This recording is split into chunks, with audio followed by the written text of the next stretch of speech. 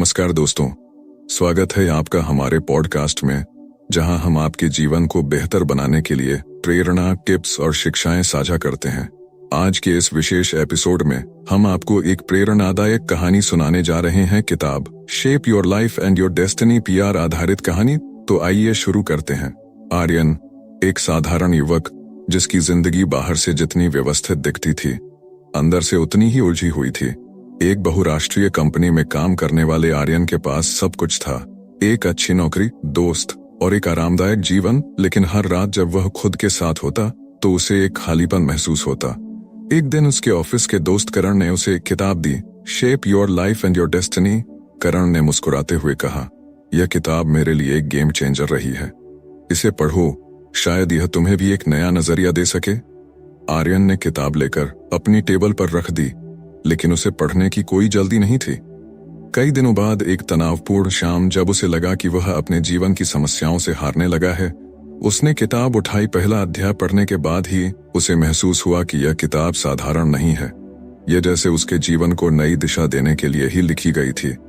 आर्यन ने किताब का पहला पन्ना खोला। पहले ही शब्दों ने उसे अपनी ओर खींच लिया। तुम्हारे विचार तुम्हारे जीवन के कारीगर हैं, जैसा तुम सोचते हो वैसा ही बनते हो। आर्यन ने पढ़ना जारी रखा। किताब में एक कहानी का जिक्र था, एक गरीब मूर्तिकार जो टूटी हुई पत्थरों को अपनी कल्पना के सहारे जीवंत कृतियों में बदल देता था। उसके आसपास के लोग कहते यह पत्थर बेकार है, लेकिन वह मुस्कुराते हुए जवाब देता, यह पत्थर नहीं, एक मूर्ति है, बस इसे आकार देने की देर है। यह कहानी पढ़ते ही आर्यन को महसूस हुआ कि वह भी अपने विचारों को कच्चे पत्थर की तरह देखता रहा था। उसने कभी अपनी सोच को वह आकार देने की कोशिश नहीं की जो उसे जीवन में बेहतर बना सके। किताब आगे कहती है, सकारात्मक सोच केवल प्रेरणा का स्रोत नहीं, बल्कि जीवन को नई ऊंचाई तक ले जाने का साधन है। नकारात्मक सोच उस नाव की तरह है जो लंगर से बंधी हो। तुम चाहो जितनी कोशिश करो, वह आगे नहीं बढ़ेगी। आर्यन को अपनी पुरानी आदतें याद आईं। हर मुश्किल में वह खुद को दोषी ठहराता, भविष्य को लेकर डरता और हमेशा नकारात्मक पहलू ही देखता। उसने खुद से सवाल किया, क्या मैं इस सोच के साथ कभी आगे बढ़ सकता हूं? किताब में सुझाया गया था कि हर रात सोने से पहले अपने विचारों पर ध्यान दो, नकारात्मक विचारों को पहचानो और उन्हें सकारात्मक सोच से बदलने की कोशिश करो। आर्यन ने उसी रात इस अभ्यास को शुरू किया। पहले दिन उसे मुश्किल हुई।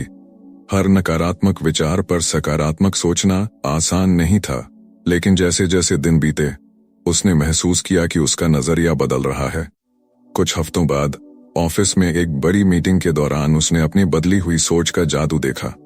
जहां पहले वह घबरा जाता, वहां अब उसने आत्मविश्वास के साथ बोलना शुरू किया। उसकी बातों में ठहराव और दृष्टिकोण में स्पष्टता थी। मीटिंग खत्म होने पर बॉस ने उसकी तारीफ की। उस रात जब आर्यन ने अपने नोट्स में लिखा तो उसके शब्द थे, मैंने आज महसूस किया कि मेरी सोच ही मेरी असली ताकत है। अगर मैं इसे सही दिशा में मोड़ूं तो जीवन की हर चुनौती पार कर सकता हूं। आर्यन ने किताब का अगला अध्याय खोला। अध्याय का शीर्षक था, आदतें तुम्हारे जीवन का निर्माण या विनाश। यह वाक्य उसे जैसे सीधे संबोधित कर रहा था। किताब ने समझाया, तुम्हारी आदतें तुम्हारे जीवन की नींव हैं। जैसे हर दिन एक छोटी ईंट लगाकर एक इमारत बनाई जाती है, वैसे ही हर आदत तुम्हारे भविष्य की इमारत को आकार देती है। आर्यन ने खुद से पूछा, मेरी आदतें कैसी हैं? क्या ये मेरे लिए सही नींव रख रही हैं या मुझे गिरा रही? उसने गौर किया कि वह छोटी छोटी बातों में आलस्य करता, काम को टालता और हर सुबह बिना किसी उद्देश्य के दिन शुरू करता था। उसे लगा कि ये आदतें उसके जीवन में रुकावट पैदा कर रही थीं। किताब में एक प्रयोग का उल्लेख था, 21 दिन का नियम अपनाओ। एक सकारात्मक आदत को रोज दोहराओ, चाहे वह कितनी भी छोटी हो। 21 दिन के बाद वह आदत तुम्हारी दिनचर्या का हिस्सा बन जाएगी। आर्यन ने इसे आजमाने का निर्णय लिया। उसने तय किया कि वह हर सुबह 15 मिनट ध्यान करेगा। शुरुआत में यह मुश्किल लगा, उसका मन भटकता और वह बेचैन महसूस करता, लेकिन उसने हार नहीं मानी। किताब में एक प्रेरक कहानी थी। एक बूढ़े लकड़हारे ने एक युवा को सिखाया कि कुल्हाड़ी की धार तेज रखना ही लकड़ी काटने में मदद करता है। अगर धार कुंद हो तो कितनी भी ताकत क्यों न लगाओ, लकड़ी नहीं कटेगी। ध्यान और सकारात्मक आदतें तुम्हारी धार को तेज करती हैं। आर्यन ने इसे गहराई से समझा। उसने अपनी आदतों को सुधारने की ठान ली। ध्यान के साथ उसने हर दिन एक नया सकारात्मक काम जोड़ना शुरू किया। जैसे सुबह की योजना बनाना, दिन में छोटे छोटे ब्रेक लेकर खुद को तरोताजा रखना और ऑफिस में काम समय पर खत्म करना। कुछ हफ्तों बाद उसने पाया कि उसकी ऊर्जा और उत्पादकता में बड़ा अंतर आ गया था। जहां पहले वह थका थका महसूस करता था, अब उसे हर दिन नई ऊर्जा और उत्साह मिलता। एक ठंडी शाम जब आर्यन ऑफिस के बाद घर लौटा, उसने किताब का तीसरा अध्याय खोला। इस अध्याय का शीर्षक था डर, एक छाया जो तुम्हारी क्षमता को ढक देती है। पढ़ते ही आर्यन ने महसूस किया कि यह अध्याय उसके दिल की बात कर रहा है। डर हमेशा से उसके जीवन का एक हिस्सा रहा था। काम में असफलता का डर, लोगों की राय का डर और सबसे बढ़कर खुद को स्वीकार न कर पाने का डर। किताब की पहली पंक्ति थी, डर असल में कोई बाधा नहीं बल्कि तुम्हारे दिमाग की बनाई हुई कल्पना है। इसे पहचानो और इसे तोड़ने का साहस जुटाओ। किताब में बताया गया था कि डर से भागने की बजाय उसका सामना करना चाहिए। इसमें एक दृष्टांत था। एक जंगल में एक आदमी को हर दिन एक परछाई का डर सताता था। वह सोचता था कि यह कोई भूत है। एक दिन उसने साहस जुटाया और पास जाकर देखा तो वह एक साधारण पेड़ की शाखा थी जो चांदनी में डरावनी लग रही थी। यह पढ़कर आर्यन मुस्कुराया। उसने अपने जीवन के डर की जड़ को खोजने का फैसला किया। किताब में सुझाया गया एक अभ्यास था, अपने सबसे बड़े डर को लिखो। अब उसे छोटे छोटे हिस्सों में बांटकर हल करने की योजना बनाओ। हर कदम पर खुद को प्रोत्साहित करो। आर्यन ने एक कागज पर लिखा, मैं दूसरों की राय से डरता हूं। फिर उसने लिखा, क्यों? उत्तर मिला, क्योंकि मैं खुद को असफल मानता हूं। अब उसने इसे बदलने का निश्चय किया। अगले दिन ऑफिस में जब उसे एक नया प्रोजेक्ट सौंपा गया जिसे वह पहले करने से बचता था, उसने हिम्मत जुटाई और स्वेच्छा से उस प्रोजेक्ट को लिया। शुरू में वह घबराया, लेकिन जैसे जैसे उसने काम किया उसे महसूस हुआ कि डर केवल उसके दिमाग में था। उस शाम जब वह अपने कमरे में बैठा, उसने महसूस किया कि डर को हराना उतना मुश्किल नहीं था जितना वह सोचता था। उसने अपनी डायरी में लिखा, मैंने आज अपने डर को चुनौती दी और पाया कि यह असल में मेरी कल्पना थी।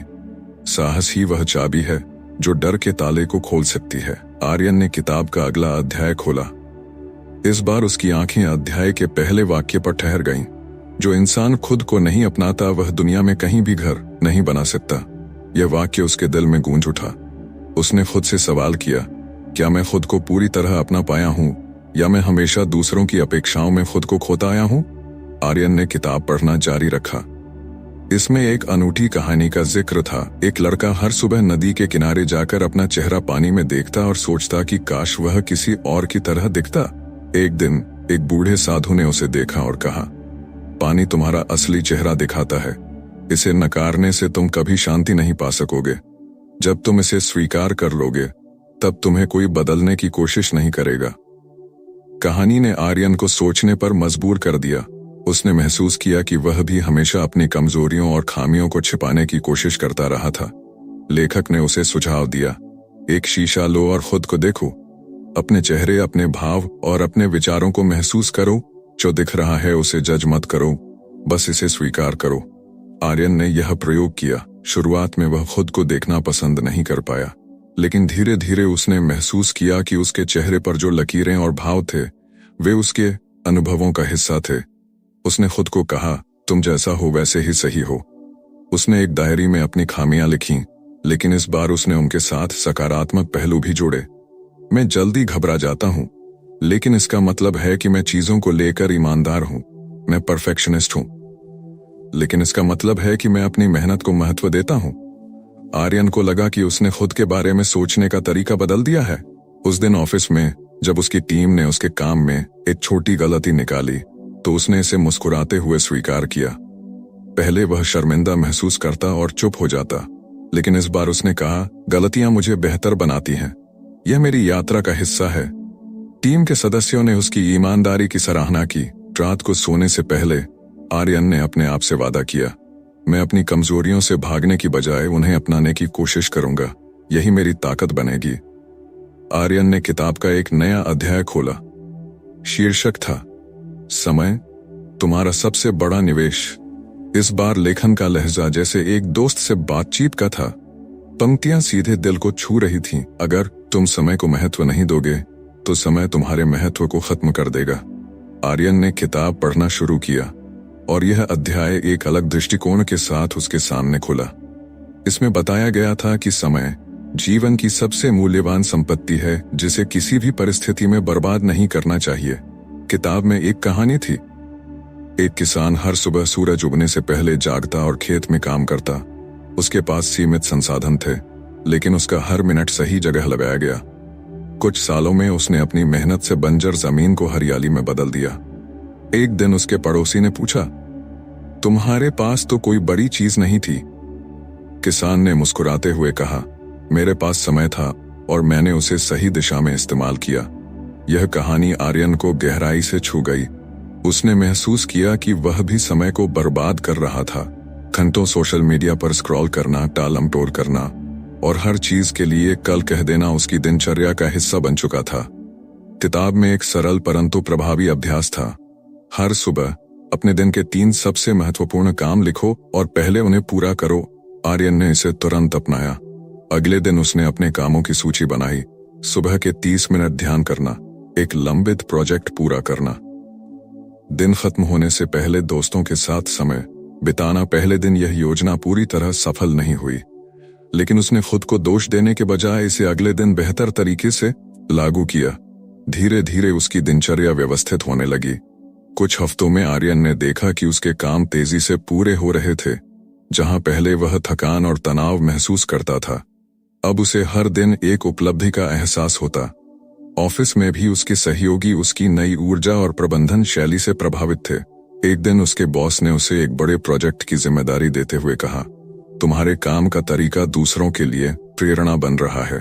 आर्यन ने महसूस किया कि समय को सम्मान देने से ही उसका जीवन नई दिशा में बढ़ रहा है। उसने किताब में पढ़े एक वाक्य को अपनी डायरी में लिखा, तुम्हारा समय तुम्हारी सफलता का सबसे बड़ा साथी है। इसे महत्व दो और यह तुम्हें हर मंजिल तक पहुंचाएगा। आर्यन एक दिन ऑफिस में अपने काम को लेकर एक बड़ी मीटिंग में शामिल था। उसके प्रोजेक्ट पर चर्चा हो रही थी और अचानक टीम में से एक व्यक्ति ने कड़ी आलोचना की। यह प्रेजेंटेशन बेहतर हो सकता था। मुझे लगता है आपने इसे पूरी तरह नहीं सोचा, वह बोला। आर्यन को लगा जैसे उसके भीतर का आत्मविश्वास टूट गया। मीटिंग के बाद वह सीधे घर गया और किताब खोली। इस बार उसने अगला अध्याय पढ़ना शुरू किया। अध्याय की शुरुआत में लिखा था, आलोचना वह दर्पण है जिसमें तुम अपनी असल छवि देख सकते हो। यह तुम्हें सुधारने का अवसर देती है, ना कि गिराने का। अध्याय में एक प्रेरक दृष्टांत था। एक मूर्तिकार पत्थर को तराश रहा था। राहगीरों ने कहा, तुमने इस पत्थर को क्यों चुना? यह तो बेडौल है। मूर्तिकार मुस्कुराया और बोला, मैं इसे उसकी कमजोरी के लिए नहीं, उसकी संभावना के लिए चुनता हूँ। आलोचना मुझे इस पत्थर को बेहतर बनाने में मदद करती है। आर्यन ने समझा कि आलोचना व्यक्तिगत हमला नहीं बल्कि विकास का संकेत हो सकती है। उसने निर्णय लिया कि अगली बार आलोचना को खुले मन से स्वीकार करेगा और उसे सुधार का अवसर मानेगा। आर्यन ने प्रेजेंटेशन में सुझाए गए बदलाव किए। कुछ ही दिनों में उसका नया प्रेजेंटेशन टीम में सराहा गया। उसने महसूस किया कि आलोचना ने उसे बेहतर बनने में मदद की। इस बार आर्यन ने किताब का नया अध्याय पढ़ने की बजाय अपने दोस्त कबीर से मिलने का फैसला किया। वह अक्सर काम के कारण अपने रिश्तों को नजरअंदाज करता था। कबीर ने आर्यन से कहा, दोस्त, तुम्हारे पास समय तो सबके लिए है, पर दोस्तों के लिए क्यों नहीं? यह सुनकर आर्यन को धक्का लगा। अध्याय में लिखा था, संबंध जीवन का वह ताना बाना है जो तुम्हें स्थिरता देते हैं। आर्यन ने कबीर के साथ एक लंबी बातचीत की। उसने महसूस किया कि रिश्तों को समय और ऊर्जा देने से ही जीवन में सच्ची खुशी आती है। आर्यन के जीवन में एक अप्रत्याशित मोड़ तब आया जब उसे विदेश में नौकरी का प्रस्ताव मिला। यह उसकी कंपनी का एक बड़ा प्रोजेक्ट था जिसमें नई जिम्मेदारियां और चुनौतियां थीं। हालांकि यह अवसर उसके करियर को एक ऊंचाई पर ले जा सकता था, लेकिन उसके मन में अनिश्चितता और डर का माहौल बन गया। वह सोचने लगा, क्या मैं यह कर सकता हूँ? क्या मैं अपने कंफर्ट जोन से बाहर निकल पाऊंगा? उसने किताब खोली और 8वां अध्याय पढ़ना शुरू किया। शीर्षक था, साहसिक निर्णय ही परिवर्तन का बीज है।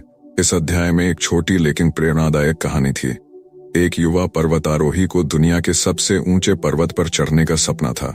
लोग उसे डराते, कहते कि यह असंभव है, लेकिन उसने हर छोटी चोटी को जीतते हुए धीरे धीरे अपनी हिम्मत और कौशल को बढ़ाया। जब वह अंतिम चोटी पर चढ़ा तो उसे महसूस हुआ कि डर ने उसे केवल खुद पर विश्वास करने से रोका था। किताब ने आर्यन को साहसिक निर्णय लेने के लिए प्रोत्साहित किया। उसने अध्याय में दिए गए 3 सवालों का जवाब लिखा। मैं इस निर्णय से क्या पा सकता हूँ? नई स्किल्स, एक्सपोजर और करियर ग्रोथ। अगर मैं असफल हो गया तो क्या होगा? क्या मैं इस अवसर को खोने का पछतावा करूंगा? हाँ, क्योंकि यह मेरे सपनों का हिस्सा है। इन उत्तरों ने उसे स्पष्टता दी। उसने महसूस किया कि डर केवल कल्पना का खेल है। साहस एक निर्णय लेने का नाम है। अंततः उसने नौकरी का प्रस्ताव स्वीकार कर लिया। यह उसकी अब तक की सबसे बड़ी छलांग थी। उसने महसूस किया कि जोखिम लेने से ही व्यक्ति अपने सपनों को साकार कर सकता है। विदेश जाने के कुछ महीनों में उसने खुद को न केवल नई परिस्थितियों के अनुकूल ढाला, बल्कि अपनी मेहनत से टीम का विश्वास भी जीता। आर्यन के अंदर आत्मविश्वास का एक नया संचार हुआ।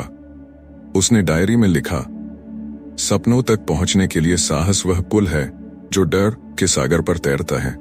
विदेश में नए अनुभवों के साथ आर्यन को यह एहसास हुआ कि कामयाबी जितनी भी बड़ी क्यों ना हो, असली खुशी उन छोटे छोटे पलों में छिपी होती है जो हम अक्सर अनदेखा कर देते हैं।